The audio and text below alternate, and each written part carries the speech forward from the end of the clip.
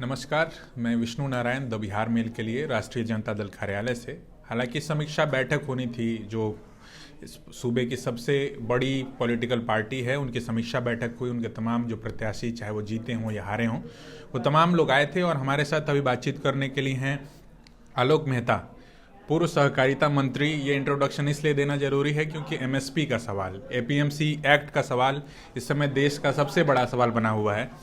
और आपसे सर, भारत बंद के दिन भी बात हो रही थी हमारी, तो भारत बंद के दिन भी जिस तरीके से आप कह रहे थे कि ये सारी चीज़ें, जैसे मंडियां खत्म हुई, हालांकि 2006 में ही खत्म हो गई, उसके बाद भी आप लोग साझा तौर पे सरकार में रहे।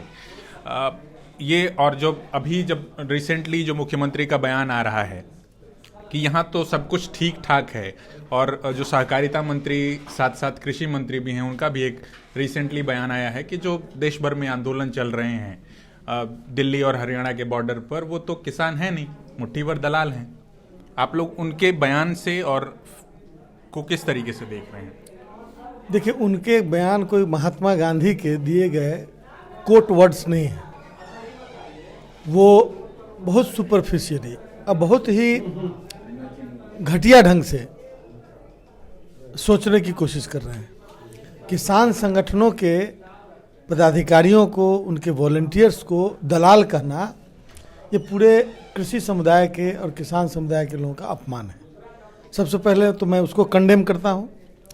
और किसानों को, जो कि देश का अन्नदाता है, जिसकी कमाई हुई जिसके कमाए हुए धन माने अन्न से आप अपना पेट भरते हैं, और उसको आप दलाल कह रहे हैं। जबकि खुद ये कृषि बिल दलालों के दबाव में, बड़े बड़े उद्योगपति, मतलब उद्योगपति नहीं कहेंगे उसको, पूंजीपतियों के दबाव में यह बिल बनाया गया है। उदाहरण, कटिहार में 2017 में अडानी ग्रुप के द्वारा बड़े बड़े सेलो मतलब भंडार बनाए जा रहे हैं। ये सेलो भंडार बनाया जा रहा है सिर्फ कटिहार नहीं, कटिहार जैसे देश के 300-400 स्थानों पर 50-50 हज़ार मीट्रिक टन, और ये बनाए जा रहे हैं अनाज रखने के लिए। ये तिलहन, दलहन और अनाज, सरकार जब किसी चीज़ का भंडारण करती है तो उसके साथ एक जिम्मेवारी जुड़ी रहती है कि वो जनता के चुने हुए प्रतिनिधियों की सरकार है, और उसमें कोई प्रॉफिट कंसिडरेशन नहीं, बल्कि कल्याणकारी सोच होता है, वेलफेयर कंसिडरेशन। लेकिन यदि अदानी और अंबानी जैसे बड़े पूंजीपति यदि इस काम भंडारण को करेंगे, तो उसे हम जमाखोरी और मतलब कालाबाजारी के लिए जमाखोरी क्यों नहीं कहेंगे? इसलिए कि उसमें तो प्रॉफिट कंसिडरेशन है, उसमें लाभ का हिसाब उन लोगों को रखना है। एमएसपी उनके हवाले आप कर रहे हैं। एमएसपी सरकार की जिम्मेवारी है ना जी। MSP, minimum support price, price regulation यदि उनके हाथ में देंगे, और मिनिमम सपोर्ट प्राइस आज 1868 रुपया केंद्र सरकार के द्वारा है, दिया गया है, और स्वामीनाथन कमेटी की रिपोर्ट के हिसाब से 2368 रुपये होने चाहिए थे, उससे भी कम है ये। और यदि आप प्राइवेट हाथों में एमएसपी का निर्धारण दे देंगे, या फिर एमएसपी को मेंटेन भी करने की बात करेंगे, तो अभी तो उनके दबाव में आप कानून बना रहे हैं। कल को उनके दबाव में जो कहेंगे, जो एमएसपी कहेंगे, वही आप निर्धारित करेंगे। किसान कैसे विश्वास करें? मैंने पहले भी पूछा था आपसे, आज भी पूछ रहा हूँ, एमएसपी क्या वाकई सॉल्यूशन है? जो कृषि आधारित इकोनॉमी की बात होती है, बिहार का तो लार्जर जो हाउस होल्ड है वो कृषि पर ही आधारित है। एमएसपी क्या वाकई सॉल्यूशन है? नहीं, एमएसपी नहीं भी सॉल्यूशन है यदि, तो हमारे हाल पर छोड़ दो। गांव के हाट हमारे लिए काफ़ी हैं जी। और हमारी जो सहकारी व्यवस्था है, जो सरकार की नहीं है, आम किसानों की है, उसके माध्यम से हम उसकी मार्केटिंग कर लेंगे। तुम क्यों मार्केटिंग करने के लिए बेचैन हो? तुम कह रहे हो कि यह आपके हित में है। यह कैसा हित है कि किसान उसको स्वीकारने के लिए तैयार नहीं है? अब सवाल है ना कि भाई आप कह रहे हैं, आप जबरदस्ती मुझे कह रहे हैं कि ये आपके हित में है, और हम इतने नासमझ नहीं है कि हम अपना हित अहित नहीं सोच सकते। आप क्यों हमारे कृषि व्यवस्था के मार्केटिंग पार्ट को ऑर्गेनाइज करने के लिए इतना आमंत्रित कर रहे हैं। वो मगनी फ्री में तो नहीं करेगा, आपको करना है, सरकार को करना है तो करे, विपणन व्यवस्था या सहकारी संस्थाओं के माध्यम से कराए। लेकिन ये आप प्राइवेट हाथों में जैसे ही दिए, एक मोटा सा जो कट है वो उनके हाथ में गया। हमारी शिकायत हो सकती है कि अभी भी दलाल और छोटे छोटे पैकार लोग हमारे खेत से औने पौने दाम पर ले जाते हैं, 8 रुपये खरीदते हैं और पटना में 18 रुपये बेचते हैं। हो सकती है शिकायत, लेकिन कम से कम लाखों ऐसे ऐसे पैकार रोजगाररत तो हैं। लेकिन अदानी अंबानी आएंगे तो ये लाखों लोग कहाँ जाएंगे?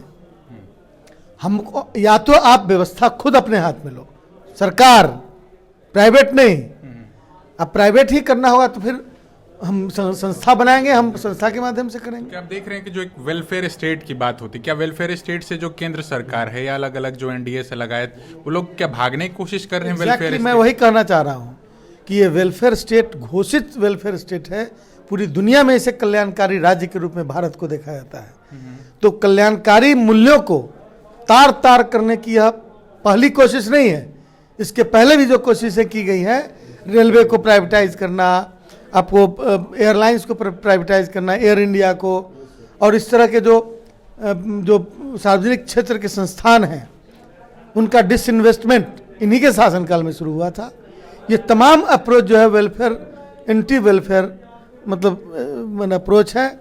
और मैं समझता हूँ कि जितने सार्वजनिक क्षेत्र के संस्थान हैं, हो सकता है लाभ में चल रहे संस्थानों को डिसइन्वेस्ट कर दिया गया, हो सकता है कि कुछ घाटा भी हो। अरे भाई, जिस संस्थान में 10,000 लोग की नौकरी चल रही है, उसमें यदि कुछ घाटा भी हो तो तुमको घाटा की पूर्ति करनी चाहिए ताकि वो व्यवस्था चलती रहे। आप कैसे रोजगार देंगे भाई?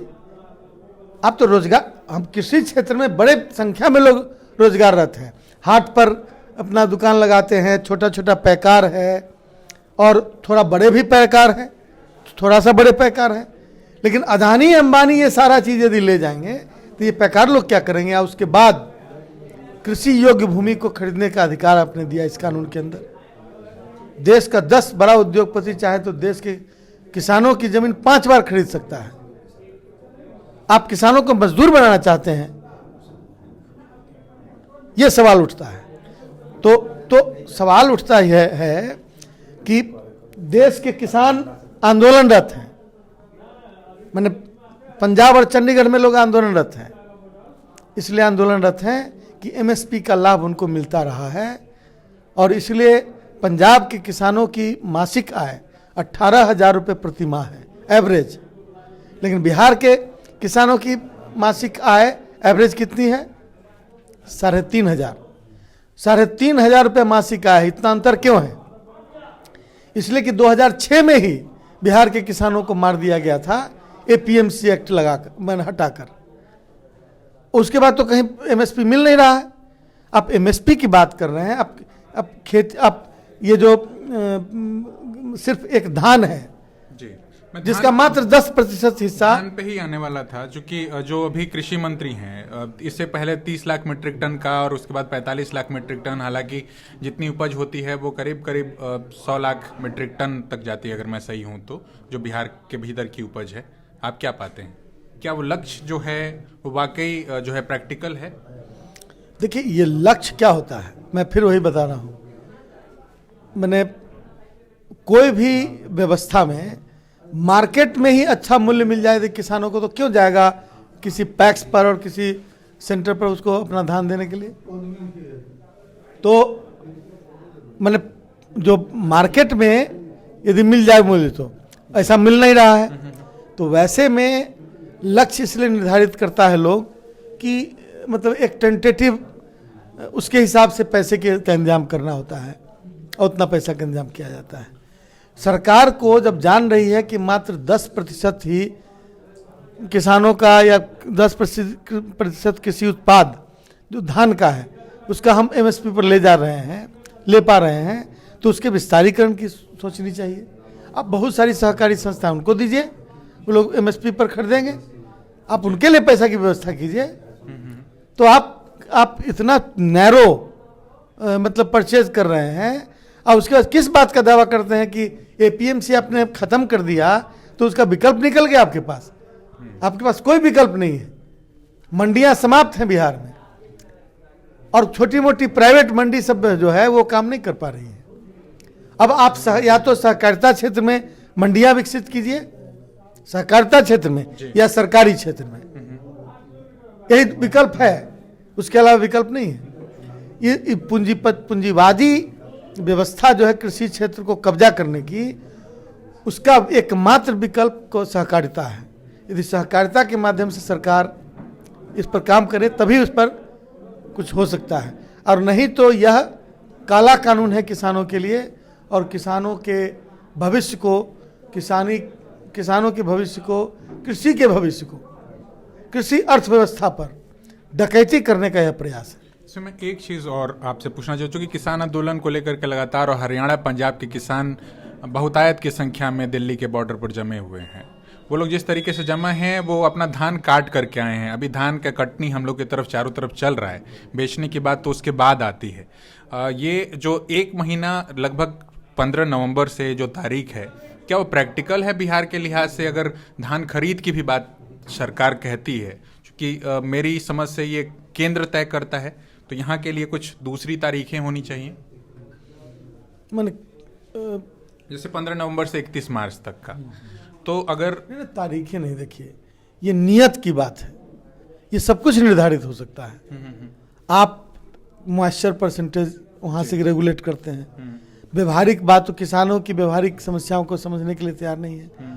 अब मान लिया कि 17%, मान लिया कि 20% ही मॉइस्चर, 19% मॉइस्चर हो, तो 17% लाने के लिए हमारे पास कहाँ भंडार करें जो हम उसका मॉइस्चर नीचे होगा? हम क्या करेंगे? तो फिर आप अपना सिर्फ रेगुलेशन करते हैं, हमारी समस्याओं का ध्यान नहीं देते हैं। और हमने एक बार मंत्री रहते हुए हमने केंद्र सरकार से मांग की थी, तो उसने 19% मॉइस्चर पर धान खरीद की सहमति दी थी, लेकिन सिर्फ एक बार के लिए। ये कैसा कंजर्वेटिव अप्रोच है भाई? आप इनेबलिंग तो कीजिए, धान आवे, किसान उत्पादन कर रहा है, जितना धान बेचना चाहे उतना बेच सके, उसकी व्यवस्था करना आपकी जिम्मेवारी है। तो आप ऐसा काउंटर कर देते हैं, नैरो काउंटर, कि उसमें हमेशा कुछ न किसी मैनिपुलेशन या किसी भ्रष्टाचार की संभावना बढ़ जाती है। आप क्यों नहीं, जितने भी सहकारी संस्थान हैं और अन्य संस्थान, मतलब जो जिस पर पब्लिक का ये है, मतलब उसमें मेंबरशिप है या कोई एनजीओ भी है, मैं नहीं समझता कि वो बहुत मतलब ऑप्शन है। यस, लेकिन कोऑपरेटिव निश्चित रूप से एक अच्छा ऑप्शन है, उस पर किया जा सकता था। अंत में जाते जाते, जो कि राजनीति की बातचीत नहीं होगी तो फिर कैसे बातचीत? आज का क्या टेक अवे है आप लोगों की समीक्षा बैठक का? देखिए, समीक्षा बैठक तो थी ही, चुनाव के बाद हम लोग साथ में बैठे नहीं थे, और एक उस रूप में। दूसरा है कि जो हमारे माननीय विधायक या हमारे प्रत्याशीगण थे, उनकी कुछ शिकायतें थी, कुछ सुझाव थे, उनको हम लोगों ने लिखित रूप में मंगवा लिया है, और पार्टी की ओर से कमेटी बनेगी और उसकी समीक्षा होगी, और उसमें दल हित में जो संभव होगा वही फैसला किया जाएगा, वो सबको मान्य होगा। सरकार तो हालांकि बहुमत की ही चल रही है, चाहे और आप लोगों नेता प्रतिपक्ष का भी जिस तरीके से मीडिया में या अलग अलग जगहों पे जो बातचीत आ रही है कि आप कार्यकर्ताओं को तैयार होने के बाद, फिर से चुनाव होंगे के बाद, ये इस बात में क्या देखा जाए? इसमें देखा क्या जाए, हम हर स्थिति के लिए तैयार हैं। प्रजातंत्र में के जो प्रावधान हैं उसके अनुरूप हम लोगों ने चुनाव लड़ा, लेकिन सत्ता में बैठे हुए लोगों ने उसको मैनिपुलेट किया, मैंडेट का अपहरण किया। यह जो जितने भी इंस्टीट्यूशंस हैं जिनको ये सारी चीज़ें देखनी चाहिए थी अपनी निगरानी में, मैं समझता हूँ कि उन लोगों को और जिम्मेवारी पूर्वक इसका निर्वहन करना चाहिए था। और यदि नहीं हुआ, या प्रशासनिक सत्ता में रहने के लिए रहकर प्रशासनिक तंत्र का कुछ खास चुने हुए प्रशासनिक तंत्र के लोगों का इस्तेमाल करके यह मैंडेट, यह सरकार बनाई गई, तो चूँकि साक्ष्य आधारित न्याय की व्यवस्था है, इसलिए हम लोग इस इंतज़ार में हैं कि न्यायालय में जो केसेस गए हैं उसका जल्द से जल्द निष्पादन हो, और तब दूध का दूध पानी का पानी हो और फिर न्याय हो। हम इस बात के हम लोग पैरोकार हैं, लेकिन हम जो देख रहे हैं हमारी स्थिति जो है कि जो सत्ता में बैठे हुए लोग हैं, चूँकि सरकार ही बनाने में ईमानदारी नहीं रही, जनता के मैंडेट को रिसीव करने में ही ईमानदारी नहीं रही, तो हर जगह बेईमानी होगी। तो आपस में जो स्थितियां बनी हुई हैं, तो कभी भी संभव है कि यदि ऐसा हो, यदि चुनाव हो, तो राष्ट्रीय जनता दल हमेशा तैयार है और हमसे आगे जनता तैयार है, क्योंकि जनता बात को बाद में समझ में आया कि उनके वोट का अपहरण हो गया, तो इस बार जनता बढ़िया से तैयार है। बिल्कुल, शुक्रिया सर। हम तो द बिहार मिल के लिए बात कर रहे थे। द बिहार मिल के लिए मैं विष्णु आयुष के साथ, बहुत धन्यवाद।